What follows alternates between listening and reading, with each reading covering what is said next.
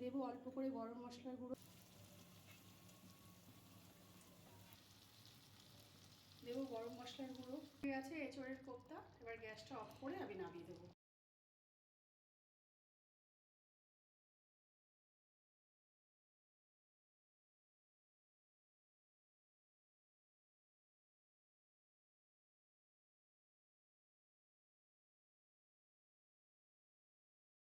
নমস্কার, মিষ্টির কিচেনে আপনাদের সবাইকে স্বাগত। আজ আমি এঁচোড়ের একটি নতুনত্ব রেসিপি তৈরি করব, একদম অন্যভাবে। এভাবে একবার এঁচোড়ের এই রেসিপিটি বানিয়ে খেয়ে দেখবেন, খেতে সত্যি ভীষণ ভালো লাগে। ভাত, রুটি, পরোটা সব কিছুর সঙ্গে খেতে ভালো লাগে, তাই অবশ্যই বানিয়ে খাবেন। আর আমার চ্যানেলটিতে সাবস্ক্রাইব করুন, লাইক শেয়ার করুন, তাহলে চ্যানেলটি এগিয়ে নিয়ে যেতে পারবো।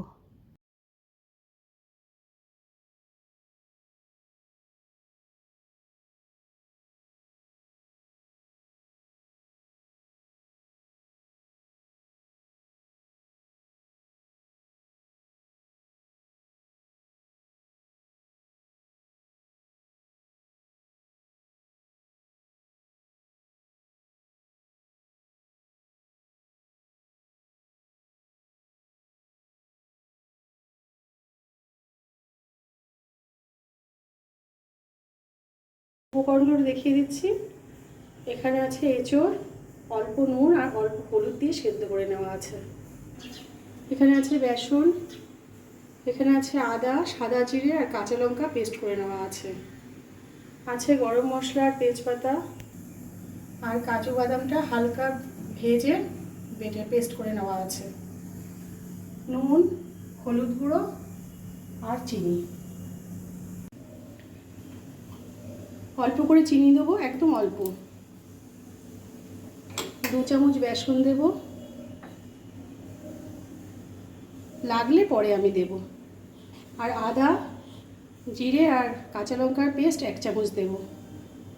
দেব অল্প করে গরম মশলার গুঁড়ো। এবার এটা আমি এই উপকরণগুলো সব আমি মেখে নেবো ভালো করে।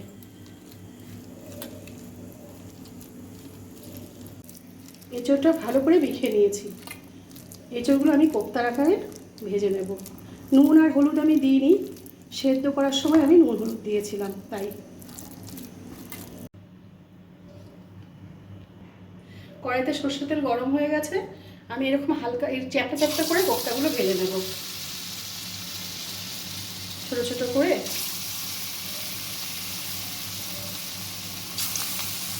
গ্যাসটা আমি সিমেই রেখেছি।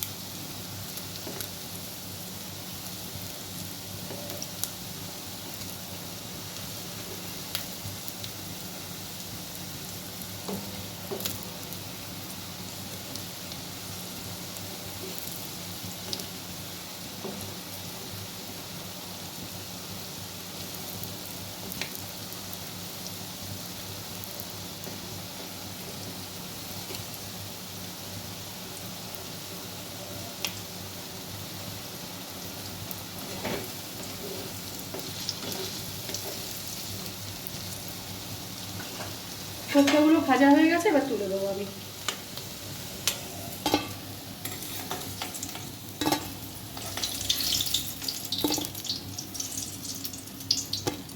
দেবো তেজপাতা ফোড়ন, আর যে আদা, সাদা জিরা আর কাঁচা লঙ্কা বেটে রেখেছিলাম সেটা, সেই পেস্টটা আমি দিচ্ছি।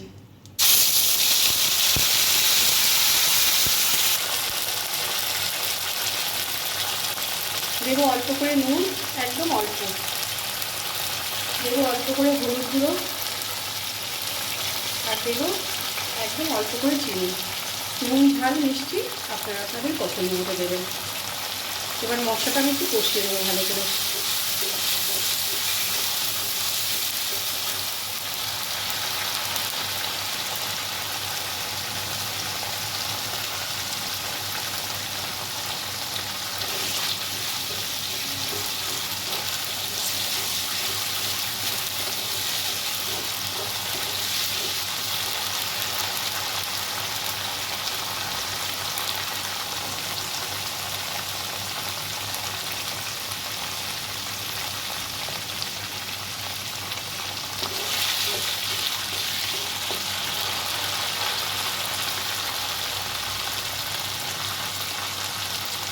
এবার দেবো বাদাম বাটাটা। বাদামটা আমি ভেজেই রেখেছি, এটা কষানোর প্রয়োজন নেই।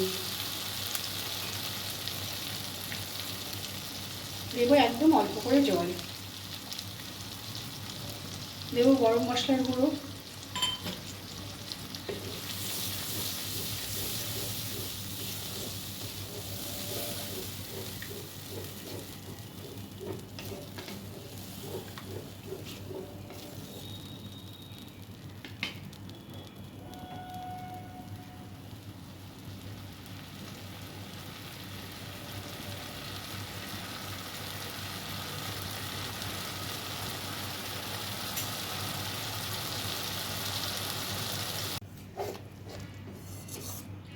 গ্রেভিটা ফুটে উঠেছে, এবার কোপ্তাগুলো আমি দিয়ে দেবো।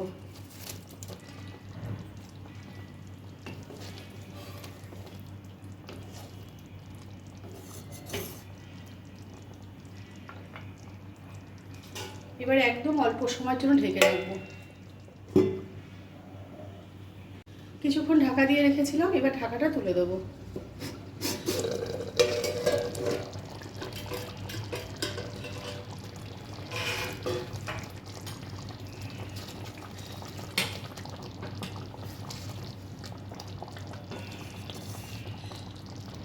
হয়ে গেছে এঁচোড়ের কোপ্তা। এবার গ্যাসটা অফ করে আমি নামিয়ে দেবো।